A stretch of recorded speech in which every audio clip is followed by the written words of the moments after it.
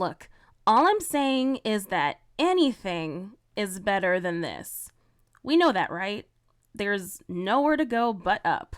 Hello everyone, my name's Aloubell, and many of us can agree that the original Avatar The Last Airbender is almost objectively the best Western cartoon, if not the best children's show.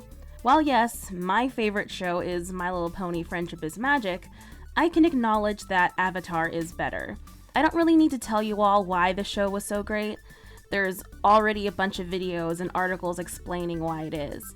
The characters are great, the magical system of bending is great, the attention to detail with the bending and its choreography in relation to real-world martial arts in general is super cool, and the story is so well told. Not to mention that the animation has a visually appealing anime-inspired style, is very fluid, and only improves as the show goes on. Avatar knows how and when to be funny, and it knows when to be serious and mature. There's something in this show for everyone and has attracted audiences of all ages. So tell me why the heck the writers for the live-action adaptation felt the need to try and appeal to Game of Thrones fans? Okay. Let me not get ahead of myself.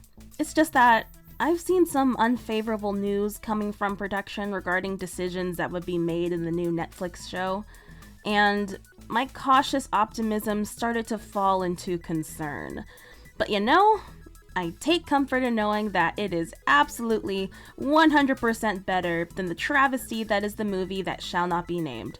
Sure, the bar isn't high, but the fact that the characters resemble themselves so much better, and that Aang and Sokka are nowhere to be found, already tells me that at least one person did some level of research. But is that research just surface level? Or do we actually have fans working on this who will show respect to the source material? Time to sit down and find out. Alrighty, I have watched the first 4 episodes and I will tell you my thoughts. It would have been all 8 episodes, but I want to be nice to myself when it comes to editing, so part 2 will come out next time. Keep in mind that during this review, I'll mostly only mention things that caught my attention and won't exactly be going on a scene-by-scene analysis. Also, can't use clips from the show because if the One Piece live-action show taught me anything, it's that Netflix will copyright claim me the moment I use clips from their content. So just do your best visualizing what happens and enjoy the journey. Let's do it! Episode 1. Aang. What I wasn't expecting was the show starting off in the past. I initially was very confused on why we started in some random Earth Kingdom village, but the moment the rebel, or whoever, threw the battle plans to the rendezvous guy, I understood what was happening. And it is with this scene that I could already tell that the bending compared to the other live-action attempt looks much better. It no longer takes an entire village of earthbenders to lift a rock the size of a 5-year-old while performing the cha-cha slide. No, we're actually bending here, and I appreciate that. It looks cool, and you definitely feel the impact. Later on, Sozin completely burns a man alive, leaving almost nothing to the imagination. I couldn't help but immediately remember what the credit scene said before this episode started. In partnership with Nickelodeon. And I couldn't help but snicker at that. Before Aang is revealed, we get an opening narration similar to what Katara did at the beginning of every episode in the OG show. Except now, it's Kyoshi narrating. And I'm immediately concerned. If anyone, shouldn't it be Roku narrating since he came before Aang? I mean, yeah, it should be Katara, but I mean, if we're gonna choose an avatar other than Aang to do it, shouldn't it be Roku? Why is the show putting more emphasis on Kyoshi? I decided to ignore the thought and just see how the events of the show played out. The show then goes on to eventually tell us that every single airbender ever will be at Aang's air temple due to a festival, and I couldn't help but think how convenient that was. Also, I'm torn between thinking that this was a brilliant plan by the Fire Nation to wait for not only this comet to make them more powerful, but also for the day in which every single target of theirs is in one place, or if it makes the Fire Nation not seem as dedicated and brutal by going to only one air temple and not all of them in order to accomplish their goal. I mean, they're still brutal nonetheless. I mean, very, very brutal for even doing what they did, but you understand what I mean, right? It's really hard to say. This could also be my memory lapsing, as I just don't remember if all of the airbenders were in one convenient place in the original show or not. My memory is telling me that the firebenders had to go to each temple to get them, but I could be wrong. If I am, then I admit my mistake. I like the past stuff with Aang and Gyatso and seeing the attack. It helps you to actually feel its weight, the brutality of the Fire Nation and the desperation of the air nomads. It was also really cool to see the airbenders in action. And this scene brought up something I never really thought about. Children were victims in this as well. I know that seems obvious in hindsight, especially since we see children in both this flashback as well as, in the original cartoon, there's other children there. But in my brain, whenever I think of airbenders and air nomads, I can only picture a bunch of old bald dudes and Aang being the only child. But that's not the case. And those other children were very terrified, understandably so. So, things got really real. And now we skip to the future with Katara and Sokka in the Southern Water Tribe. And immediately something is very apparent. Katara has no temper. So, the very reason that the adventure starts isn't even here. Don't get me wrong, Katara is a very loving and generous person. But she does have a short fuse sometimes. And that short fuse is what, starts the plot. And yet, it's not there. Okay. Interesting choice. Also, Sokka isn't sexist. Oh no, the rumors were true. Oh no. I mourn the loss of his better character development. This version of Sokka is more protective and duty-bound, which is why he doesn't like waterbending. Before, he just thought it was annoying and weird. Meanwhile, Katara has no real agency / motherly instinct to save Aang from the ice. Her whole thing is supposed to be that she doesn't turn her back on people, which is what made the animated version of her want to get him out of the ice. But no, to be fair, in the live action, she didn't see that there was a person in there, but still. Here, it was an accident that he made it out. Some might argue that it was Katara's water bending in trying to bring back the boat that released him, but I beg to differ. Her movements were far too gentle for that. No, it was the plot that released Aang, and nothing else. The episode continues. Sokka at least has his snarky personality, so I appreciate that. And I will give Katara some points for being nurturing here. She definitely wanted to help Aang. She didn't want him to just stay there and freeze to death, whereas Sokka was like, no, we don't know what this thing is, just leave it there. So I'll at least give that to her. That does seem more reminiscent of her original, characterization. But do we chalk this up to her mothering personality, or is this just her being a decent person? Only time will tell. And there doesn't seem to be a romantic thing with Katara and Aang. She wasn't the first thing he saw, and Aang wasn't the least bit smitten. Huh. Later on, Gran exposits to Aang what happened while he was gone, and I was amused that she used Katara's opening narration from the cartoon for part of it. Pretty much word for word. Something I don't care for is how quickly Aang is told about what happened to the air nomads.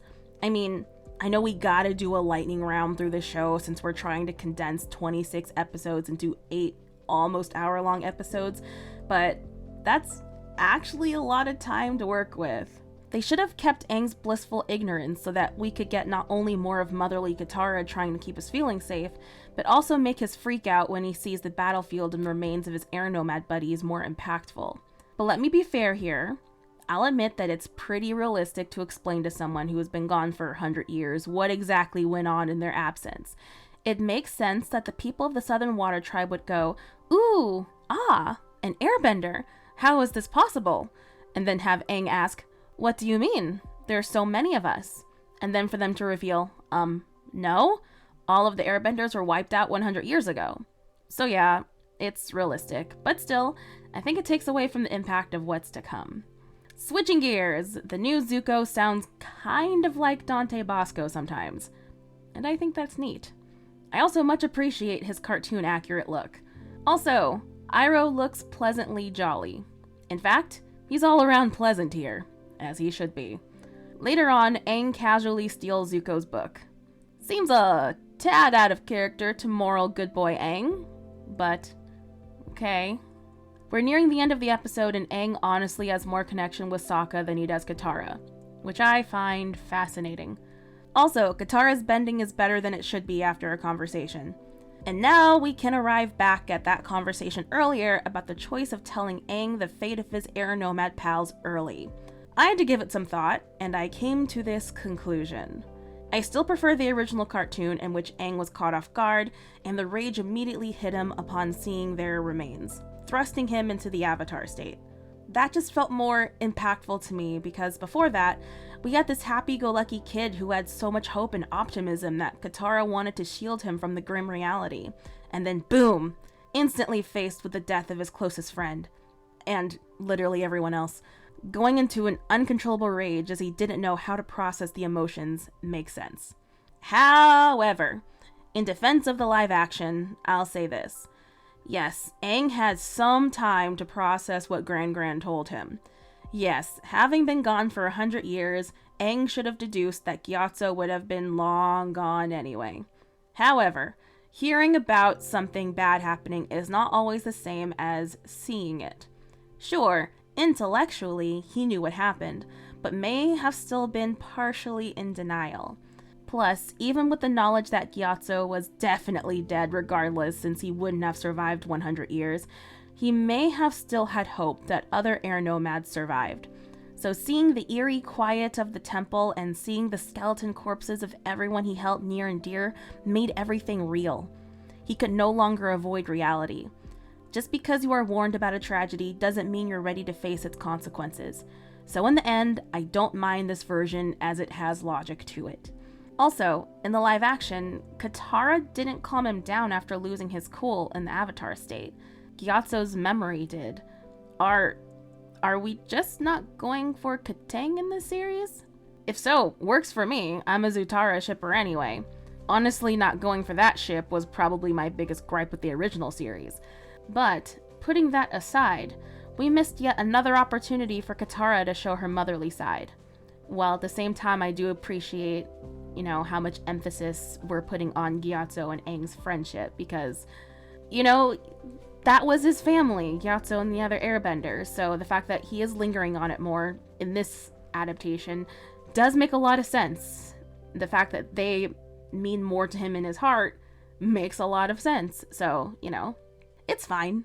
However, I am now concerned for the future of Katara's character, as the most prominent parts of it aren't anywhere to be seen. On to the next episode. Episode 2, Warriors. Zuko pulls a Kylo Ren this episode. Not surprised, but I am amused. Still not feeling the sense of family from Katara. More like a need to prove herself and save the world and less to be there for Aang.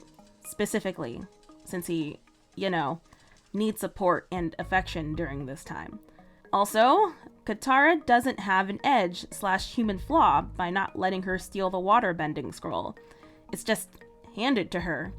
So far, her quote-unquote development is not allowing her much agency. Things just happen and she reacts. In this episode, we also get Momo. Can't lie, Momo is cute. Very adorable. And Iroh is still charming.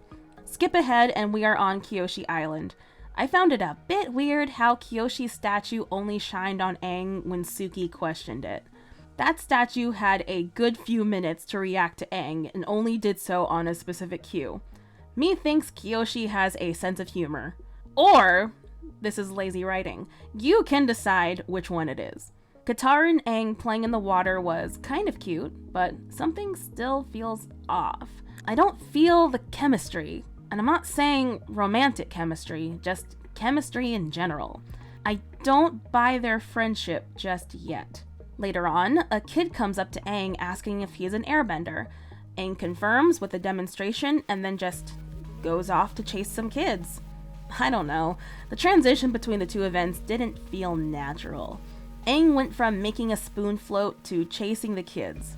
Let me give you an example of why that's weird. Imagine a kid along with his friends asked me if I could really draw. I said yes and then drew them a picture. My very next move in the next second after that is then to get up and start chasing them. Weird, right? there was no segue. With Aang and pals, sure, they're all children, and sometimes children just do stuff, but Aang is 12, not 5.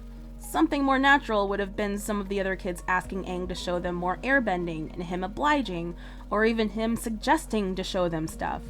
That demonstration could cutely go into some type of play, but the way that it happened, no. It was very, very weird. However, I appreciated the homage to the opening of the cartoon when Aang rode on the air sphere and crashed into the wall. Little nods to the OG show like that are cute and appreciated. Switching gears, Suki being Batman is a fun gag. No, I will not provide context. But what I will say is that we replaced sexist Sokka with awkward teen flirting trying to impress his crush Sokka. I mean, yes, he does legitimately want to know how to fight, but he doesn't really get humbled in the same way, and it's missing the impact. Though I am amused by Suki's awkwardness of only being able to flirt via combat since she has no other people skills. Combat and being stoic is all she really seems to know. It's not OG Suki, but it's still fun. Later on in the episode, I'll admit, Kyoshi's entrance into the physical world was pretty epic. Definitely the best part of the episode. We missed seeing Kyoshi being savage to such a degree in the original show, so this was so appreciated. The motivation for Team Avatar to get to the north in this show is different. This time, it's not for Aang to learn waterbending. I mean, it's a bonus, but more to save the Northern Water Tribe from a tragedy foretold through a vision. Okay? Once again, this takes away some more agency from the characters. They are reacting to something instead of deciding they need to go north and find Aang a waterbending teacher on their own.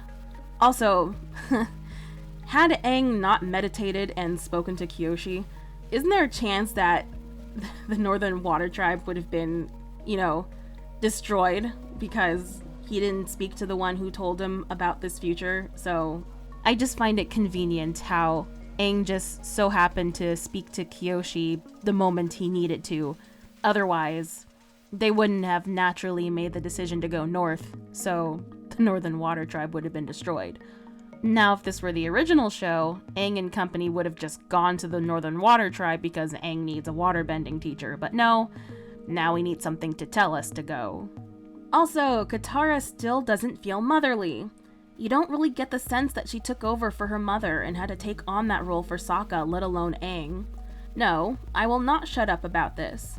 Now, before I discuss episode 3, if you're enjoying this video, then restore balance to the world by hitting the like button and subscribe for more reviews, rants, and rewrites. If you want to support me even more, then click join and become a channel member, where you can get cool perks such as, but not limited to, early access to videos as well as live streams. Becoming a member will help me in my dream of having a creative career and providing more entertainment for all of you.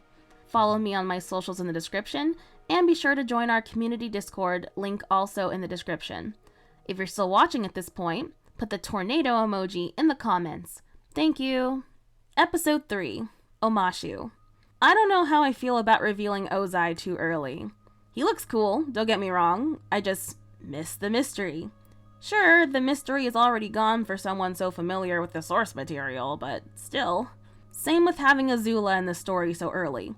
I can only imagine this was done because the seasons are so short, and we needed as much time as possible to get to know her.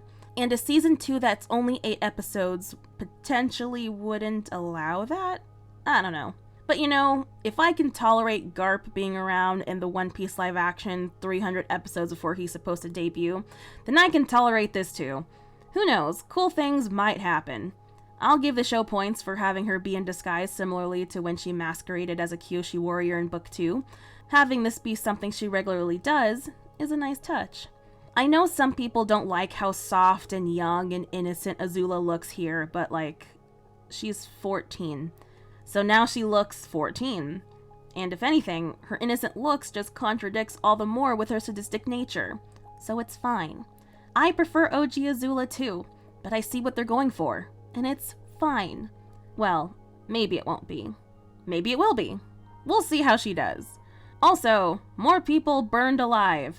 Presented by Nickelodeon. Anyway, Omashu actually looks really good. The production value for this show is pretty awesome in general.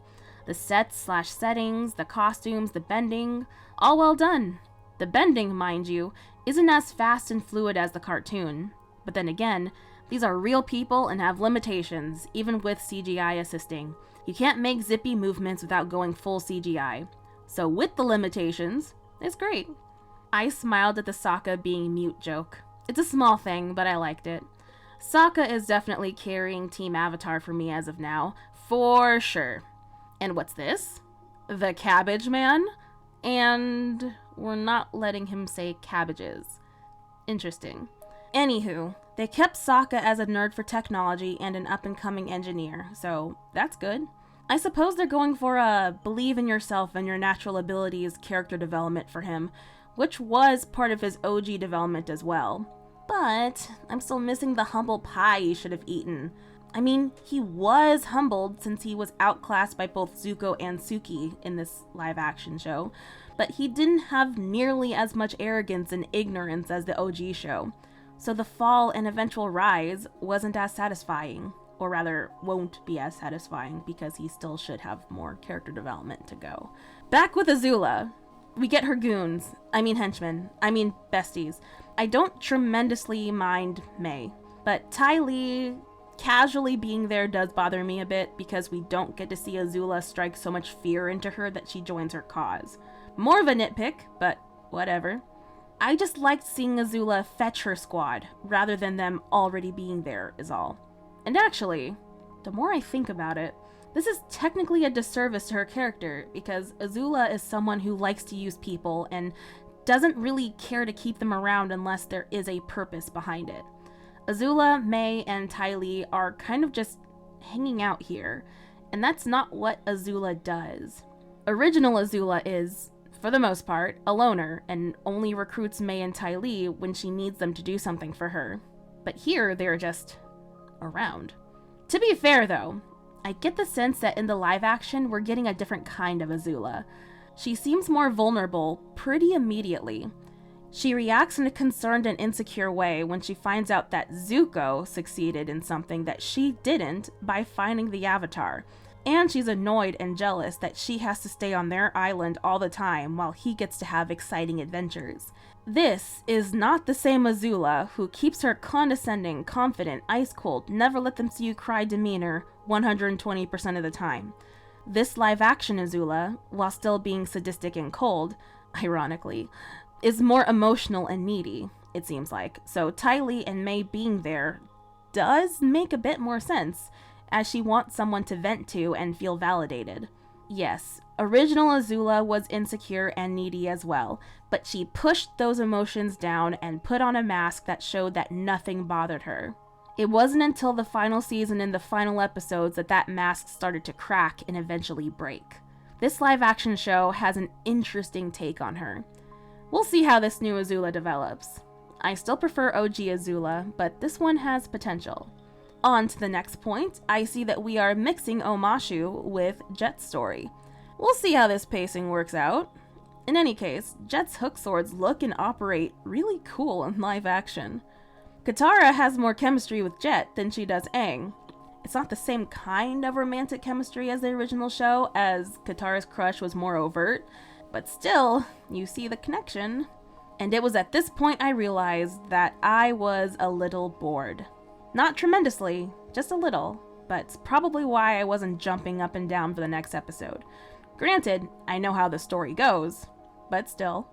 The novelty of it being in live action and changing the story a bit should engage me, but it doesn't. Doesn't have the same charm. And we're still not letting the cabbage guy say cabbages. Okay, I get it. This is a running joke, while at the same time building anticipation for us OG fans to hear the line. Okay. Also, having Jet doing his I'm insane but I'm being awful for the sake of good thing in Omashu, the way that they did it, was actually pretty clever.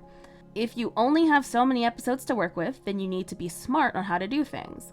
We need Jet being crazy, and we need Omashu. We can mash them up. It was handled well.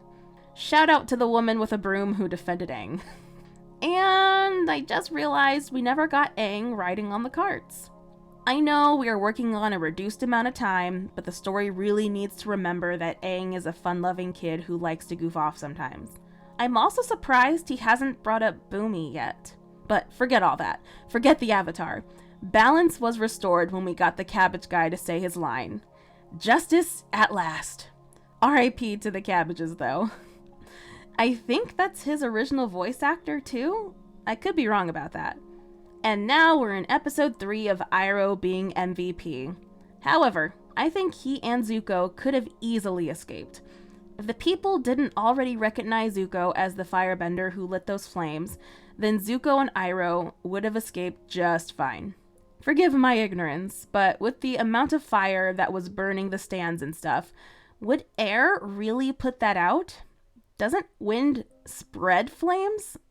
I don't know. Oh, the episode's over? Alright then, see you in season 2, Jet. Episode 4, Into the Dark. Aang has more chemistry with Iroh than he has Katara. No, I will not drop this. I am gunning for Zutara. Also, Iroh not being fazed by going to the pit amuses me. Wait, secret tunnel? It's not not that secret tunnel, right? I mean, it's a tunnel that is secret, but it can't be that secret tunnel. It's just a coincidence. Anyway, Aang finds out Boomy's identity early. Too early. I don't think I like this change. It takes away some of the suspense. Having said that, I like the performance of Boomy. The betrayal is giving Jim Carrey, and I appreciate that. Oh! I'm actually surprised that Jet is still around. He's officially in more episodes in season 1 than the original show. Oh wait, never mind. It's only one scene, and it's just finishing him off the same as the original show. His screen time is honestly probably around the same runtime as the cartoon, to be honest. However, something else to note is Katara's lack of rage, once again. I don't mean the same rage as Jet, but I'm sorry to reference the original cartoon so much, but I can't help it. When Katara fought Jet, she was mad and felt betrayed and disgusted with him. You don't really get that here. I mean, she's definitely disappointed, and we're supposed to just know she feels betrayed. Katara is supposed to be someone with very strong emotions. This has kind of been a problem since episode 1, but live-action Katara has yet to really be emotional in a way that really tugs at you, or, we don't see her fierceness. I'm really hoping by the end of the season we get some of that, because it feels more like she's going through the motions of being Katara and not actually channeling her. Like, she doesn't even get the opportunity to be jealous of Aang for being a better waterbender than her. That's a natural emotion she should be shown feeling, and we can't even get that. Granted, part of that is because at this point Aang won't even try to waterbend, so she doesn't really have the chance to be jealous, but something tells me that even if he did, Katara wouldn't mind his natural talent that much. And it's not just the angry emotions either that I'm talking about. When she was comforting Aang in episode 1, the gesture was sweet, but I didn't see the warmth and sympathy on her face in the same way as I'm used to. And even when she was having her powwow with Jet about her mother, the showing of emotions was better, but still didn't hit the sweet spot yet. And yes, I know, cartoons are more expressive than real life, but I'm sure there's a way to still get those emotions across. And I just now remembered that Katara also has goofy moments. Moments, where she's just silly. She isn't, a stick in the mud all the time and just the parent. She can do fun things as well. So I'm kind of missing that part of her also. There's a chance that the angle they're going for with Katara is that she's holding on to her emotions in order to not focus on the trauma of her past, and then learning later on that it's okay to feel things, but I don't think that's the angle they're going for. So I'm really, really hoping that Katara's direction gets better. And now onto the scene with Zuko pretending to be a guard. This Zuko is softer than OG Zuko. I don't see old Zuko pretending to be intimidated and subservient. This isn't necessarily a critique, just an observation. I acknowledge that the live-action versions of the characters are not one-to-one comparisons to the cartoons. Honestly, so far, I don't have a big problem with Zuko or how he's portrayed. I just find the changes interesting. And oh my goodness, it's exactly that secret tunnel. Also, this means Katang won't get their first kiss. I was half joking before, but we really might not get Katang in this adaptation. Zutara's looking more possible, and I'm here for it.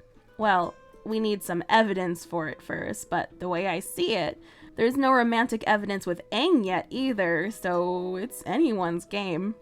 Anyway, the tonal dissonance of the Secret Tunnel gang and Sokka rocking out with them actually made me chuckle, so I appreciate that. Will we get the Secret Tunnel song though? And no lie, this band of merry people here, their voices actually sound really good.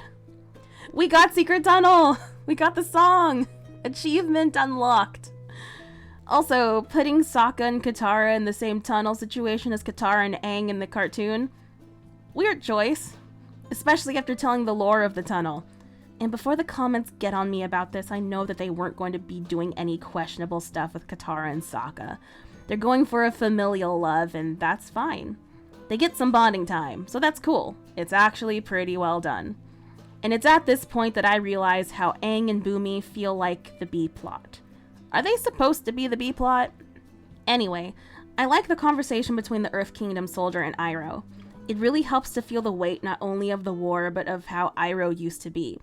We could have used more of that in the OG show, in all honesty. We also get to see people other than Jet and the Freedom Fighters who feel pushed to do immoral things out of bitterness and rage towards the Fire Nation. And oh my goodness, we actually get an interaction between Iroh and Ozai. The OG show never did this. I'll take what little we can get. And us actually getting input from Zuko about his feelings about his cousin and seeing Iroh process everything after his son's death and Zuko comforting him. Now this is an added change I can get behind. This was a great scene. Seeing Iroh and Zuko bonding shows us not only the strength of their relationship, but also that Zuko is not a bad person. Which us watchers already know, but the way they showed it was phenomenal. Also, Iroh's actor's lip quivering as he tries to stay strong in his grief and the single tear falling. Fantastic acting. I actually almost teared up there myself. Honestly, we're on episode 4 of Iroh being MVP. As for my next note, Badgermole, but no Toph. It's not a critique.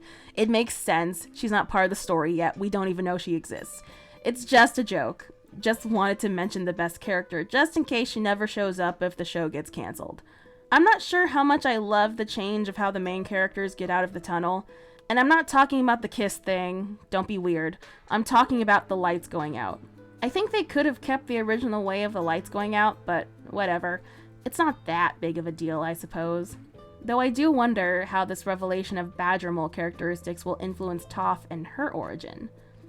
Wait, hold on. How did Bumi find out about Aang being the Avatar? Not even Aang knew when they hung out as kids, so how did he know? And speaking of Bumi, I was waiting to reserve judgment on this because I wasn't sure how this episode was handling him, but I don't think I like the change of Bumi being bitter. Yes, it makes sense considering everything he and the world has been through, but we've already seen bitter people so far. We have Jet and the Freedom Fighters, as well as the Earth Kingdom soldier, and even Teo. Bumi was supposed to still have hope for the future, and still be silly and goofy despite everything that's wrong. He acknowledges that things are bad, but still looks on the bright side. He's supposed to show that some people out there do still have hope. Forgive me if I'm not remembering correctly, but that's how I remembered him to be. So I was expecting at the end of their fight for Bumi to be like, "You passed the test! You stayed strong and spunky and you realized you can rely on your friends, but you still have much to learn, so have fun with that." Or something like that. But no, Bumi was legit bitter and ready to die, and I don't like that. But leaving that sour note, I'm glad their story at least concluded with them having fun riding the carts. But more than that, we stand more Iroh and Zuko flashbacks. I think that's the best change of the live action so far. Zuko and Iroh are great. They're great in the original series too, calm down. It's just that I'm watching this show just for them at this moment. This ends part 1 of my journey with Netflix's Avatar The Last Airbender. And now on to my final thoughts. So far, it's not bad. It has definite good things about it. Like I said, it has excellent production in terms of effects, choreography, outfits, and settings. On Team Avatar, I'm liking Sokka the most. Katara is not as emotional and making as many of her own decisions to move her characterization forward as I would like, and in general, she doesn't feel as important or like the heart of the team like in the original show. And Aang has his charm, but he's not as charming. And that's kind of how I feel about this live-action adaptation in general so far. It's charming, but it doesn't have that lightning-in-a-bottle quality of the original show. And it can be a bit boring. I'll admit that some of the story weaving has been clever, since they do have to squish a 20-something episode season into only 8 episodes. And in doing so, they made some clever changes, similarly to how the One Piece live-action show handled things. In regards to the show as a whole, the show stealers are definitely Zuko and Iroh. Their characterization is different than in the cartoon, but that's not a bad thing. What they are doing it well, and they so far are the emotional center of the entire story, at least for me. And it does seem like they aren't going the route of Aang and Katara being a couple, which again, I am all for. And I'm not just saying that as a Zutara shipper. Katang always felt wrong to me because Aang looks like, acts like, sounds like, and is just a kid. Katara was always like a mother / older sister / babysitter figure for Aang. Him having a crush was okay, it was cute, but Katara falling for him didn't feel right. I mean, it's not like the ship came out of nowhere, it was strongly hinted at throughout the show and had its moments, but Katara is emotionally more mature and she's 14 while he's 12. And don't pull that 112 thing with me. And even if you could ignore the ages and level of maturity, the original show just didn't do that great at building them up as a couple. And this live-action show is doing even worse. The cartoon did a fantastic job building them up as a family / sibling / mother and child, and even best friends. But it would have been better if Aang grew out of his childhood crush and moved on. Once again, it's not like there's not any evidence for Katang in the original series, I just don't fully support it. I accepted it, but I don't support it. I like Aang and I like Katara, just not as a couple. At least not the way they left it at the end of the show. So, if the writers for the Netflix adaptation don't want to go through with Katang and just want to focus on the familial aspect, I'm okay with that. However, I also acknowledge that there's a chance they aren't highlighting Katang because the actor for Aang, compared to the actress for Katara, really do seem far apart in age and maturity level to a degree. They look like a teenager and a child. So there's a chance they are waiting for later seasons for Aang's actor to grow up a bit to look more the part of Katara's love interest. Who knows? All I'm saying is that Zutara has a chance here. But in any case, I look forward to seeing what's next. What do you think of the first 4 episodes of Avatar? Please keep comments only on the topic of these specific episodes and not the last 4. I promise that you'll have your space to do so in the next video. Comment below and let's get this conversation started. And remember, I'm the artistic Aloubell, and if you enjoyed this video, make sure to like it and subscribe for more reviews, rants, and rewrites. But as for now, that's all there is. There isn't any more.